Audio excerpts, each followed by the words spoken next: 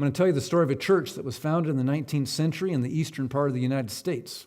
It grew out of a focus on intense Bible study, especially Bible prophecy, and it has since grown into a multinational, multi-member movement with a strong emphasis on witnessing and evangelism.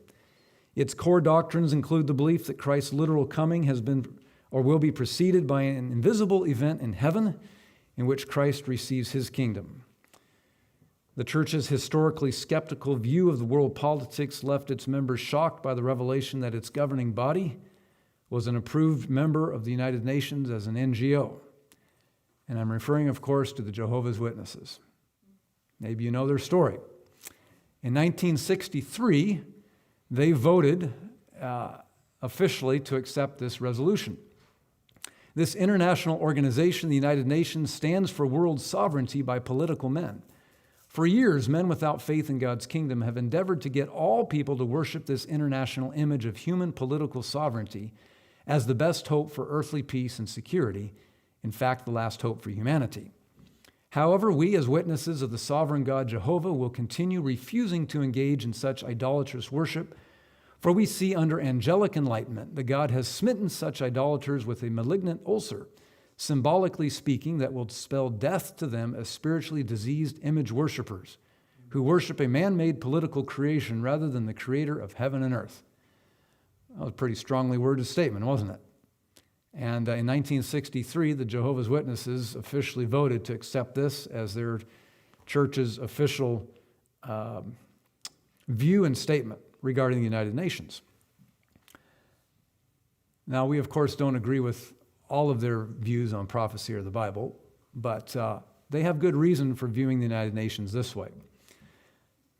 Maybe you've heard of the United Nations Meditation Room, which is buried deep in the middle of the United Nations building there in New York City.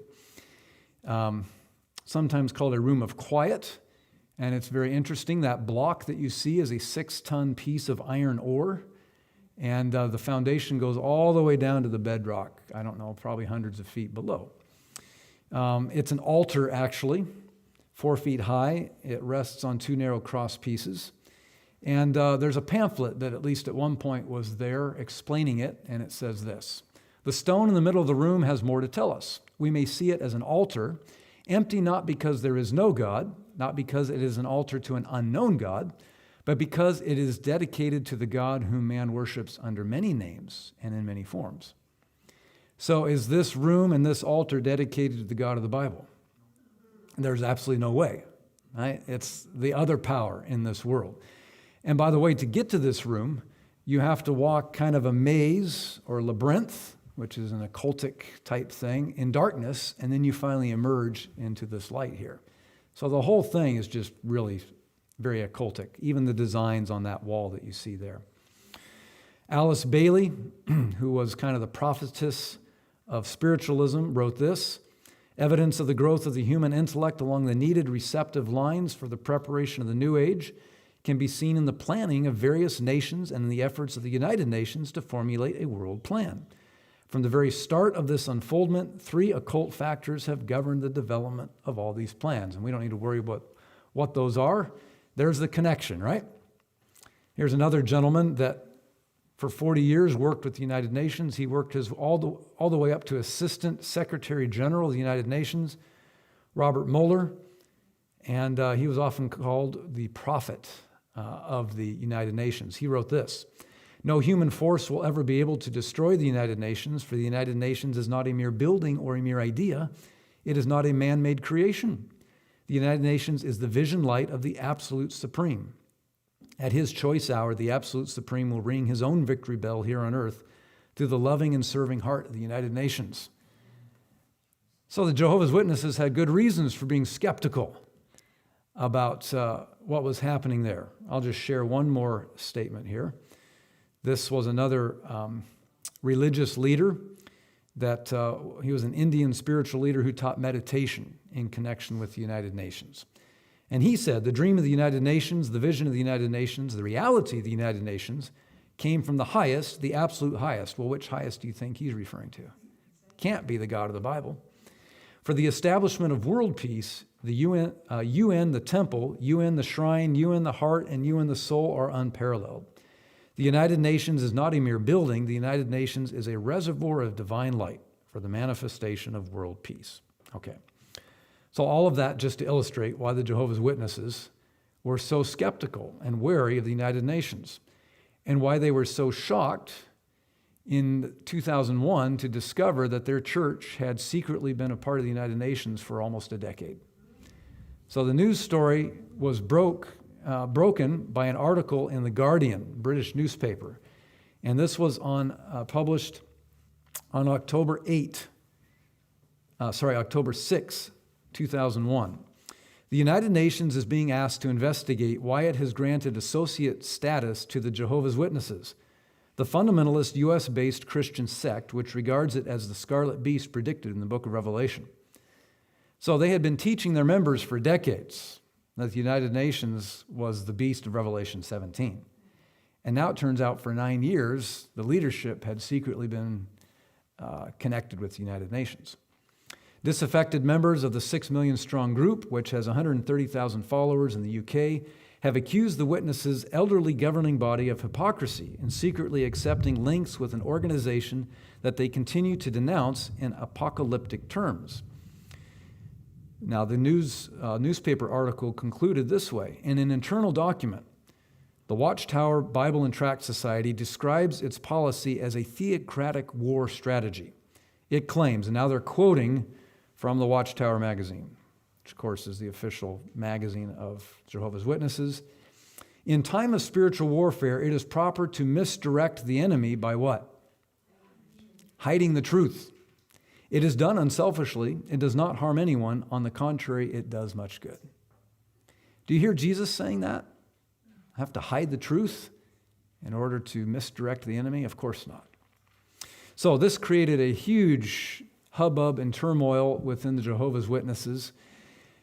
And within 2 days of this newspaper article being published, the governing body of the Jehovah's Witnesses had sent in a letter to the United Nations requesting to withdraw their status as a NGO. And the day after that, on October 9, the UN replied saying, "We grant your request. You're now no longer part of the United Nations." It took all of 3 days to resolve the issue. So a week later, another article appeared in The Guardian. Here's what it said. The Jehovah's Witnesses have hurriedly disaffiliated from the United Nations within days of a Guardian story in which members accused the sect of hypocrisy for supporting an organization it has repeatedly denounced privately.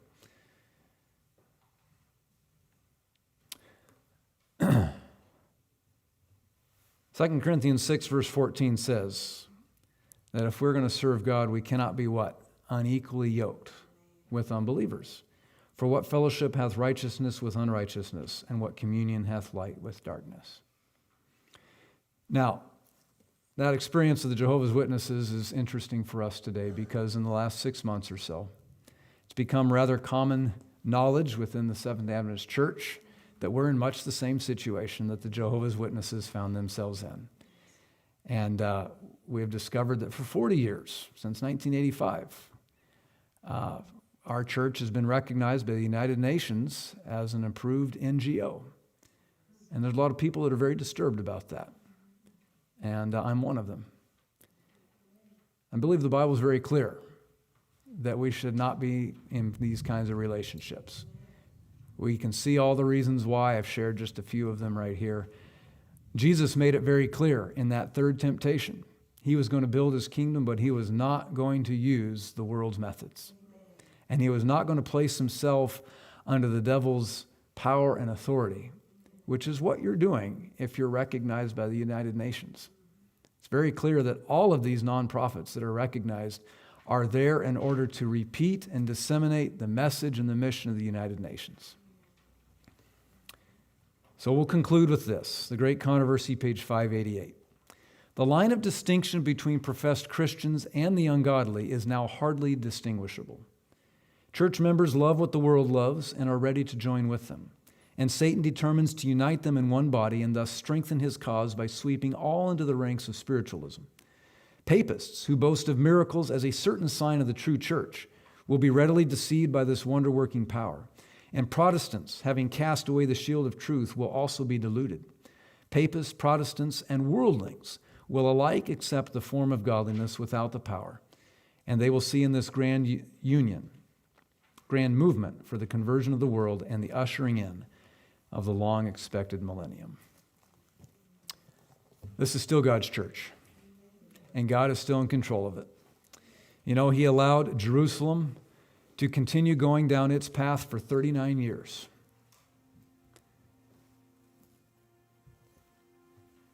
We've been 40 years in this arrangement with the United Nations. I don't know how long God's going to allow it, but I have no doubt that God's going to fix the problem. Be praying about it. Pray for the people, pray for our leaders. Ask God to work His solution in His time. But we need to remember that there's only one safe way to determine truth, and that is what God says. Not what we think, not what we feel, but what God says. And if we put our foundation there, God promises that He will bring us home.